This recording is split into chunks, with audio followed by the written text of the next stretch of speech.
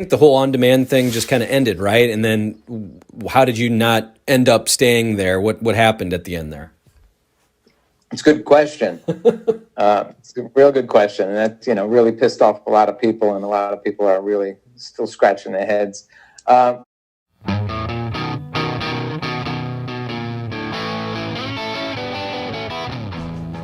Hello and welcome to another edition of Here's the Pitch, sponsored by Masses Restaurants. There's 5 locations in St. Louis. STLmasses.com is their website. Doug Goodstein, he was the producer, executive producer of In Demand, Howard TV, but you were a producer at E for a while. Doug, thank you so much for joining me. I'm going to be honest, this is very exciting for me because we're going to have a little TV talk, the TV producer to TV producer talk. We're going to be nerds together. Yeah. Well, thanks for having me. I read you were with ABC News. You were kind of a runner, and Scott DePace sort of, I don't know how you knew Scott, but maybe set this up. It's an interesting story. I was at ABC News. I was called a desk assistant, and I was doing field reporting. It's called an off-air reporter. So I was like 22, 23, 24 years old, and I was working at the top, cream of the crop that was at the top of the food chain on news at World News Tonight, World News This Morning, World News Now, with Peter Jennings in the newsroom and all these top of their class anchors and reporters at the most incredible news organization. As a young kid, I was like, wow. But pretty quickly after 2 years, I realized it was a little too intense for me and too serious. I was more into the entertainment aspect, and it was really hardcore. Not that I didn't like it, I just wanted something else a little more in the entertainment field. So back then, I literally just sent an email. There wasn't even an email. I literally just sent a resume in the mail all over New York City to different organizations and like MTV and I think Entertainment Tonight and the right places. And there was a company called E Entertainment Television that I didn't really know much about. They were just starting up, and I get a call back on the phone, not an email back because there was no email, from a guy named Scott Einziger. And Scott and I, coincidentally, about 2 days after I graduated college, I worked freelance for a film production company that, long story short, Scott Einziger also worked for that same film director. So he was just going, oh my God, we compared stories from this crazy director and we hit it off. We got along, and he said, I have something evolving. And we met. And then, sure enough, what was evolving was the Stern Show on E, and the rest is history. He hired me. I was associate producer. I worked my way up the food chain, and lasted there for 19 years. Yeah. So when you get this call, what did you think you'd be doing, and then what did you end up? I know they did a lot of outside shoots. You did a lot of stuff with Hank the Angry Dwarf, which I'm going to ask you about. But what was it sort of billed as to you, and then kind of what did it turn into before you became the executive producer later on? Yeah, well, when I started, when I started at the E! Show, it was just myself, Mike Ganji, Robin Radzinski, and Scott Einziger, and then, of course, a few people on the tech crew, which is Scott DePace and guy we called Gump, and an engineer. And that was it. It was like 7 or 8 of us. And so it was really doing everything and anything. Everything. I mean, Ganji and I would run out and we'd get props. We'd do shoots. We'd help produce studio segments. We'd help with bits, anything and everything. The rights and clearances, producing shows, everything. It was just so few of us. We did it all. It was such a great learning experience and such a great place to evolve. Yeah, so, a lot of it on E! was just showing 20 minutes of the show. I remember they kind of tried to turn these things around maybe 2 days later, 3 days later, and after a while, it was like, let's just save the best stuff, make it good. But just tell me a little bit about trying to whittle down, how Howard is. He does like a 2-hour thing on something that is hilarious, and you try to make it 20 minutes. Yeah, it was tricky. It was very tricky because, again, when we were editing that show way back then, it was on tape.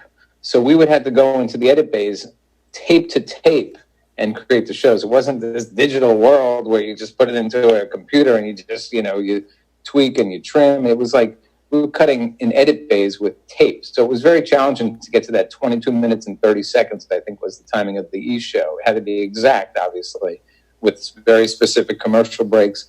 It was tricky. But yeah, I mean, for the most part, Howard's interviews at that point, early on in the E! Show days, they were sort of formulaic, where they were for the most part, like 30 to 40 minutes. I know now he evolved into doing much longer interviews.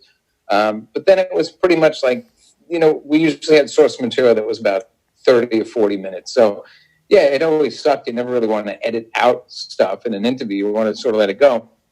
But the format didn't present itself. So we had to trim out a decent amount of stuff.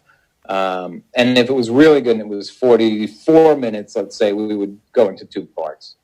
So when do you realize, as you're doing this job, that, I'm going to be part of this show? He's going to yell at me. He's going to come at me. He's going to come at the pace. I remember, you mentioned Gump. I remember Gump being on one of the E! Shows.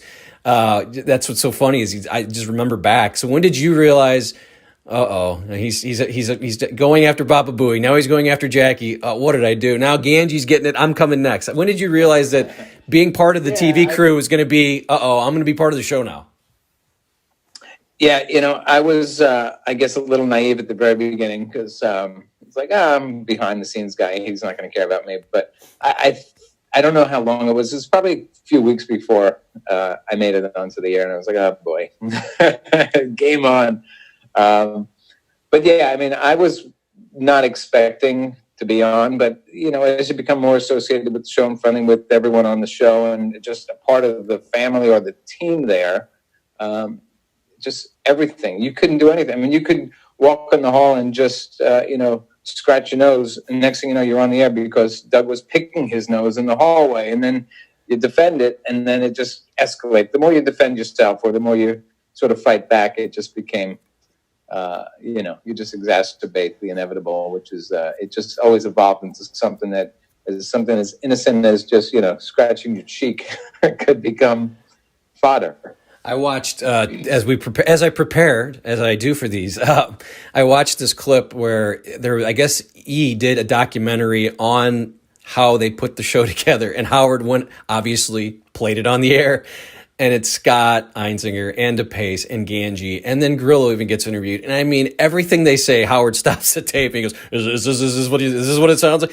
And he made a bit out of this documentary, and I had to think, man, what would I say if I was Scott Eisinger trying not to have Howard? There's no winning. I mean, he's like, oh, you guys just shoot me. But it became this bit. He always figured out a way to make a bit out of everybody. I think that's why the show's great too. Especially back then, anybody that came in contact was in the line of fire. I guess it had to be hard to do your job when you're like, all right, I want to do this right, but I don't want to be called into the principal's office at 7 a.m. Yeah, I mean, you just knew. It didn't take long to figure out that as soon as you, anything and everything you did was potentially going to be dissected and become a bit or put you into the crosshairs. So sort of expected that. I forgot about that documentary or that behind the scenes. That was funny. I think that was Einziger generation, right? So yeah. Scott was in there. Yeah, I do remember that now. That was funny. Yeah, I was like just kind of... You can't win. That's a scenario. You just can't. How could you win that? You're talking about how hard work and everything you're doing, and he's just gonna, he's just gonna play up on that and be like, oh yeah, that's grounds for getting ridiculed. There's a scene in the documentary where Gary is standing talking with Einziger and DePace. You might have been in there too, and Ganji, and they're all huddled around Howard's. This is at the new we're going to have 3 people, and Gary's trying to produce, and Howard's just kind of nodding, and you could tell this was set up for the show. It just was so hilarious because they're trying to make some sort of 22-minute, here's a behind-the-scenes thing on the guy that does the show who doesn't really want the documentary done on him. That's why, again, it's funny to me. You got, so as a producer, because I'll get into the executive producer area, because when I read about that, just seeing what you did there was amazing, but I know that you got to become friendly, become basically Hank the Angry Drunk's handler, Hank the Angry Dwarf, Hank the Angry Drunken Dwarf. Yes. And you're like became his handler, right? So how does he come to the show? Because then it becomes he's like a major character on the show, and you're kind of taking him around for different bits. And just tell me a little bit about because we love Hank. Yeah. Well, the way that evolved is that, remember, he won, or Howard set up the Sexiest Man Alive contest from People magazine. So Hank was a character on the show at that point, I think for maybe a year or not even. And it just blew up, and he became the sexiest man alive, beating out Brad Pitt and Leonardo DiCaprio. And Hank, I knew Hank. I wasn't like buddies with him. We never really spoke off the air, but he came to me a few times. He's like, "Hey, I got a call for a bit." I guess he just felt like he could go to me as a resource, and he just started asking me questions. And I said, "Well, I don't think you're going to get into a contract negotiation for a guy that wants to book you." So I said, "Let me make the phone call for you. I'll do it as a favor." And that's how it started. I remember I did the first one as a favor for him, and I got him booked. And then I lined him up with some people or someone to chaperone him. And then all of a sudden, when he won that contest, his phone didn't stop ringing. And then, of course, with Hank, he didn't know what the hell to do. He didn't really have anyone. And he was comfortable with what I did the first time. And he just said, "Could you answer this call? Could you help me out? Could you help me?" I said, "Whoa, there's actually something here with this magnitude of interest and booking." So I said, "Let me just, you want me to do these for you?" So it was a little weird, getting involved with someone from the show in a different capacity. But it was fun. I took care of him. He made a lot of money. He had fun. He had a lot of fun. And, I would set him up with chaperones. I didn't really travel with him too much. Sometimes I did, and it was always an adventure. And, that's how that evolved. It was as simple as just him not knowing what the heck to do. And then I spoke to his mom, and I discussed, "What do you want to do here?" She didn't want to stop booking him. So I took it over. You have any favorite memories that come back when you think about some of these travels or some of these things that Hank was doing? Because all I can think of is some of the things he did on the show, but you had some behind the scenes. Yeah, it was fun. He was just such a good guy. He had obviously the persona that people knew on the air, and he played that up. But he was just he actually was a quiet, really nice, smart guy. He was just this awesome dude. But when he drank the booze, it was a whole different story, and he just became the character. But off the air, he was very different. He was really nice. He was really caring. He was really sincere. He really was a nice person. Yeah. People were surprised when I told him that. I'm like, "Oh my God, he wasn't always angry and belligerent the whole time." I'm like, "Not really. No, not really. He was actually pretty calm." It's fun as you're telling these stories about him. I'm thinking about him, and it just makes me laugh because the one that always stands out to me was when he had the rock and roll trivia with Gary, and he's literally taken the bottle. Howard asked a question, "Buffalo Springfield," and he's just nailing these answers, and Gary's like, "I can't beat him." I mean, he's a savant, and it was like you find this little thing, this trait that he has. But he was amazing. He's like the first, I think, Whack Packer that really I understood like how funny the Whack Pack was. Like High Pitch Eric, I understood, but this guy was like just so different. And of course, he was a dwarf. He had all these things about him that were great, and that's what funny. He was really fun. Not only smart and incredible with the trivia, he was funny, smart, and in the crazy state that he was in so many times, he had still had his wits about him, and still was able to answer questions when he was like completely annihilated. So I was like, "There's no way he can answer trivia when he's this drunk," and then boom, like that, split second, he would get the answer. I loved it. How much like control does Howard have over this TV show? I mean, he's doing this radio show 5 hours a day. Does he always come into the editing room? I mean, does he see the last edit? Can he be that involved with everything that's going on? And I'm kind of getting into the in-demand days too, because now you're putting out content hours at a time. I mean, he can't see everything. So how does he kind of control what's going out? With the E! Show and with Howard TV, there became certain autonomy after he felt comfortable. And with the E! Show, it was pretty quickly. I mean, there was very, very few times I could recall where we had to like run the show by him. It was pretty much if there was anything to question or there was concern about anything, it would just be a quick conversation after the show or an email or a call that Robin or Scott at that time would make and say, hey, do you want this in? Do you want this out? But it was very few and far between. And with Howard TV at that point, the comfort level was so great. It was really almost fully autonomous. If we obviously wanted to create a new show or a new series or a new one-off special, I would run everything by him and get his approval before we did anything and went into production. There was a lot of autonomy, especially with the in-demand shows. It just, if there was anything, really special and new or fresh or questionable, we would obviously edit that out.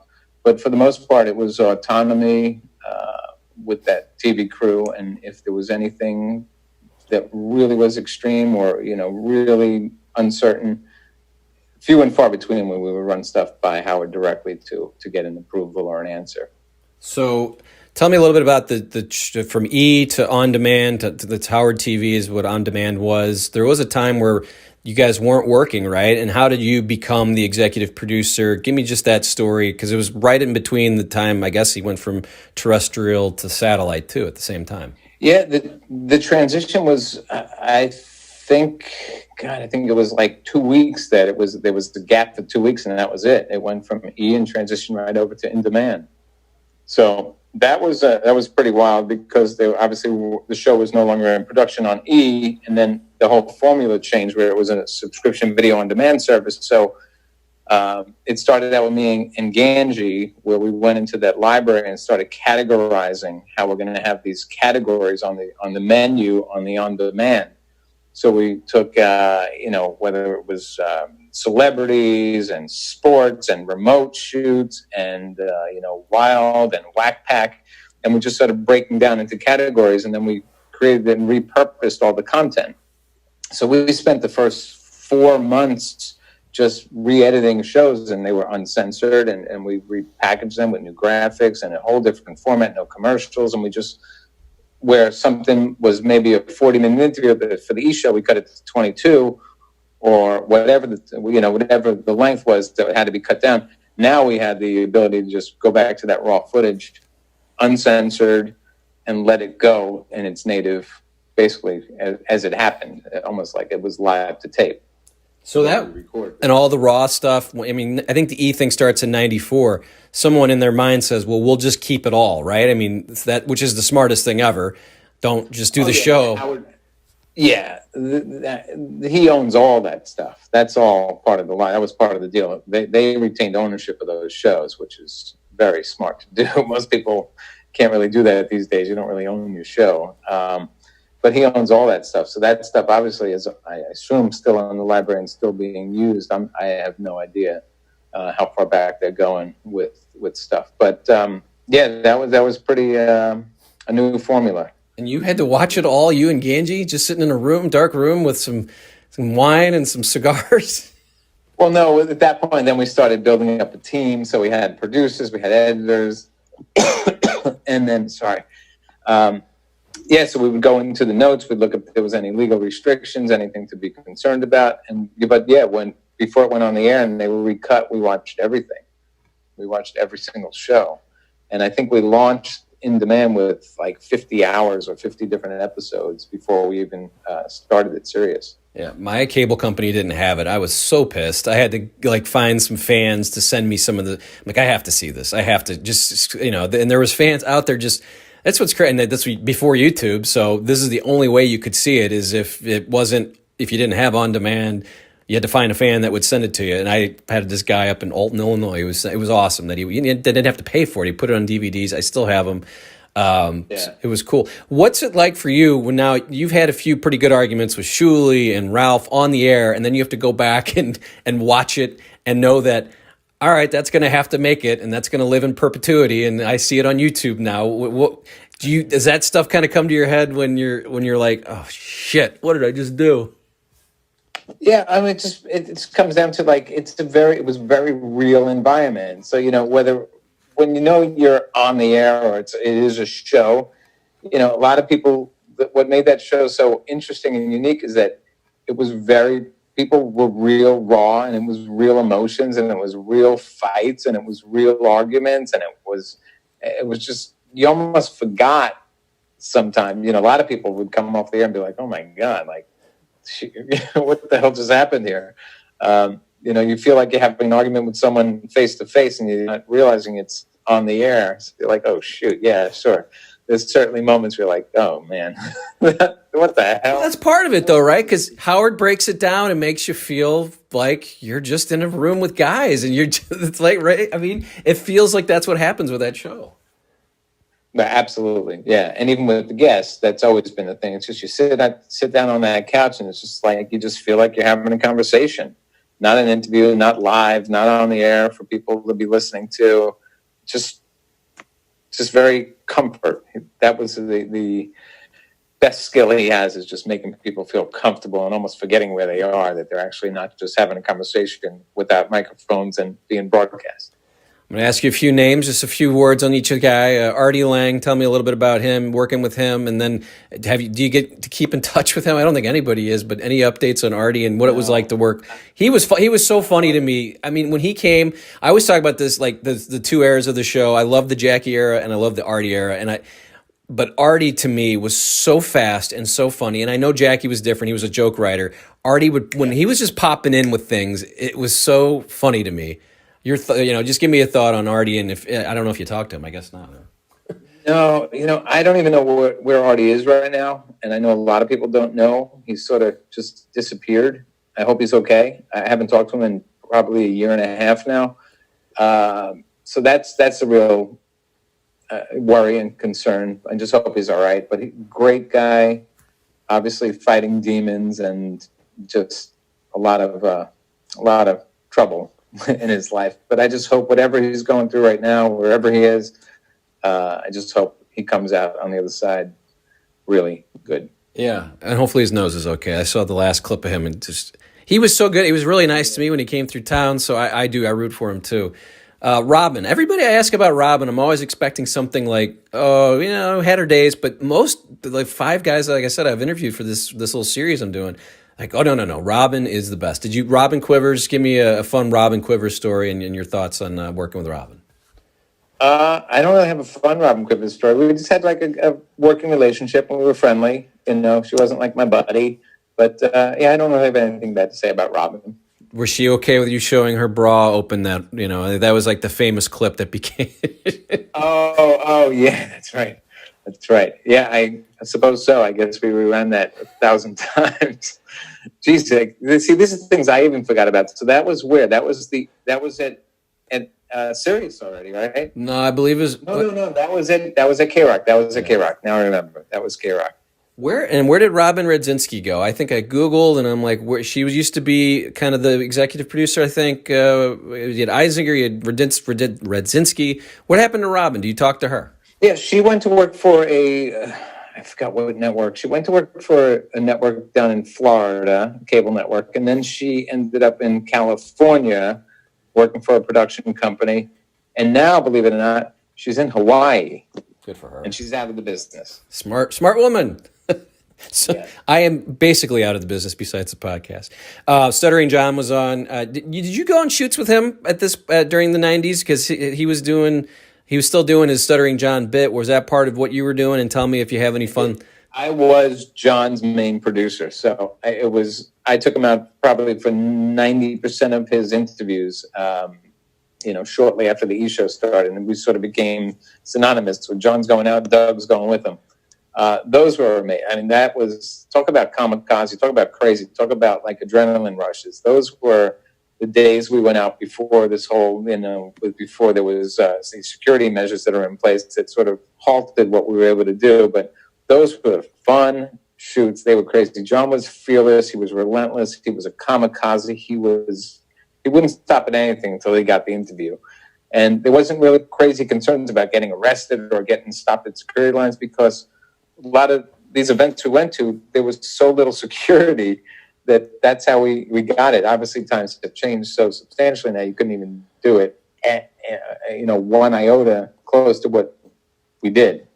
But yeah, those were fun days. Again, what I loved about the Stern Show was that after some of these interviews, he would talk to Jackie about, well, here's some of the questions we were going to ask before the celebrity left. And I just imagine these meetings with Howard and Jackie and Fred and just having them talk.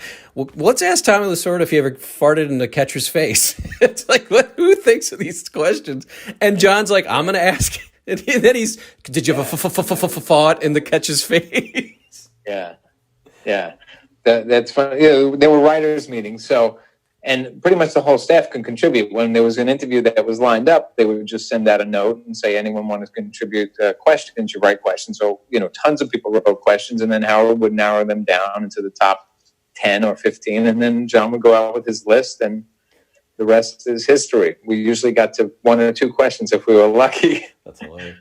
So tell me the minutia of that, just the writers' meetings. You said that everyone was, how many people, I guess a mass email goes out, and then, what is it, Thursdays, I think they had the meetings or something like that. But did you actively go to these? Because it is kind of, you want to know what Howard's thinking, because you want to produce ahead in your head, hey, well, let's get that prop. Let's send John out, or let's send a camera, right?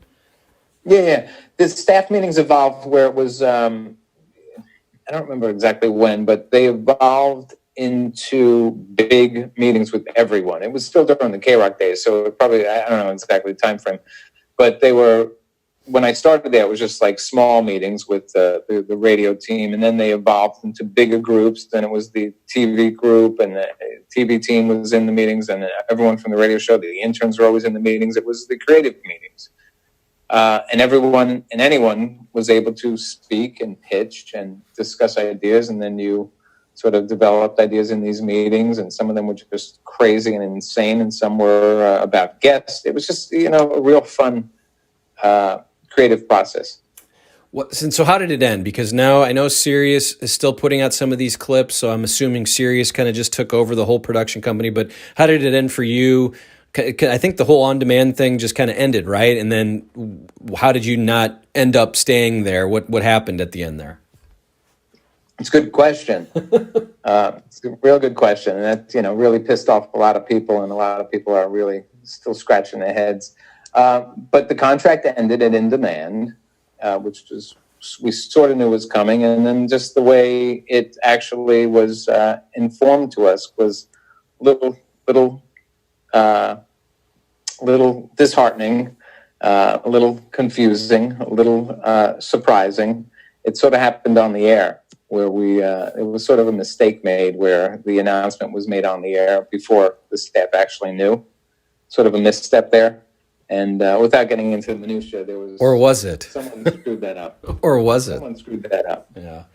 It was a miscommunication was the excuse. But that was strange. And then it just sort of ended, and it was strange. It was a weird way to end after such a long time with so many people that were so committed and loyal and dedicated to the show. Whatever. You just move on. I have just a couple. True colors came out, but I don't really know what happened. It's sort of, people are just sort of scratching their heads still to this day. Well, we'll continue to scratch our heads. I think I know where you're talking about, but I have a couple more minutes with you. I appreciate this time that we've had to have our conversation that we're having. Do you have favorite moments? Like, do you have favorite show moments? When people, I know this is such a cliche question, but what 2-3 things come to mind when you think of your time, the 19 years that you spent there? Oh my God. I got to tell you, like, one of the hardest, it's sort of, I don't know if I could narrow it down to like 1 or 2 instances. I just love when Beetlejuice came on the show, and Beetlejuice interacting with anyone, Beetlejuice in his costumes, Beetlejuice just in a straight up interview, Beetlejuice pitching something. Just, he was so funny and so unique and so authentic, and not even knowing why he was funny, or, just, I like the Whack Pack, some of those real crazy segments that we did, not just the Whack Pack being interviewed, but then coming like High Pitch Eric with the fish was just such a classic segment, and so funny and so real and so hysterical. Celebrity interviews were good, people that were not the average guests that you'd see on other shows that people would come on for the first time. Remember, we did a remote show in LA, and he interviewed Ronnie King, and I found that fascinating. I just thought that was a real interesting, such a unique guest and such a historical figure. That's something that I was like, wow, that's pretty amazing to be interviewing him and just hearing him in different perspective than what you're used to being interviewed by Howard. God, there's just so many. There's so many. The bands I used to love because it was so intimate and so awesome. You have like Lady Gaga or Metallica or Train. Just these amazing interviews and performances. It was just just the stuff that really was intimate, and you'd see people out of their usual context once they relaxed. And then obviously some of the funny bits with the Whack Pack were the standouts. That was really the fun moments. Yeah, and it's funny that you mentioned all those, and then I'm like, what a base of content this guy has created. I mean, it really is amazing. I will say it, I was a super fan from around 98 till about 2009, and I listened every day, and I just love the show. But I will share a couple of my favorites and then get your thoughts. The Gary tape, the things that happened where someone would just call and start this thing that became a show for a day. And the Gary tape is, of course, everyone has to know, Gary had this tape back in 1989 where he tries to get back his girlfriend. And it is just so sad and so hilarious. And it's one of those days where, you know how people, it's a cliche, I couldn't leave my car. I literally had to be at work at 9 a.m. and I couldn't get out of my car.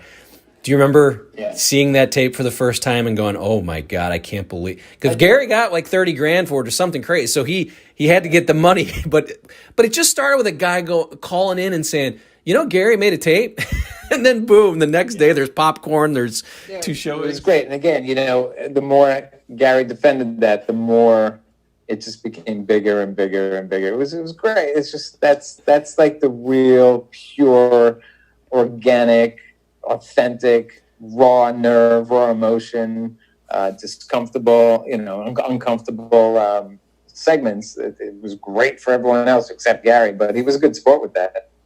I don't know if it was worth $30,000 at the end of the day, because here it is, 25 years later, and you're still talking about it. Well, and there's a guy that I watch MLB Network every morning. This guy, Robert Flores, he says nine. I mean, and I tell my wife, my personal life's at a 9, my professional life. I mean, I quote it. It's just, I know it by heart. I've seen it so many times. It's hilarious. I have to ask you about Gary because he's a fellow producer. I mean, man, this guy has taken a licking, but he's going to end up retired with a nice big house. But tell me a little bit about Gary, working with him, and just, he takes so many lumps and he just keeps coming back. I mean, the pitch is another one of those where it literally went on for days. But tell me a little bit about your relationship with Gary. It was a good working relationship. We got along fine, and he did his thing, and I basically did what he did on the TV side. He did on the radio side. Obviously, he produced the radio show, and I took what was produced on the radio show and enhanced it and made it the best visual for TV. So we had a decent working relationship, and we just made the bits work. So if they were going to do a game show, obviously on radio you just need chairs, and that's pretty much it. But once you add the TV component, we would just work and create the synergy and go through the ideas and then make sure what we had in mind was not over the top. But again, that became pretty autonomous too. They'd say, we're going to do the newlywed game or the newly weird game, whatever we called it. And we would just, at some point, we just did what we have to do. And it was never really a problem. If anything, it only made the segments on radio better because it made them into real shows. The thing we always had to be careful of in the fine line is that we didn't want to overproduce and make it too visual to the point where we forgot that it's actually a radio show first. Because at the end of the day, people have to understand what they're listening to, not what they're watching, even though we were recording it for television and we're looking at it as a TV crew and producers. So that was the fine line. We always got to make sure we weren't going too over the top to the point where the visuals were going to interfere with what Howard needed to do on radio, if that makes sense. It does. But his abuse is warranted most times, I would say, right? The what? Howard's abuse of Baba Booey. I mean, it's been 30 years or so, but a lot of it is warranted, I would say. I'll just say it for myself. Yeah, he's always the punching bag. A lot of times he just walked right into things that just and Howard's going to smell the blood like a shark. I appreciate your time, Doug. I don't know if there's anything you wanted to add. It's called Here's the Pitch. I let people pitch. Are we moving to Hawaii with Robin Radzinski someday, or what's going on? Anything we missed? That would be nice.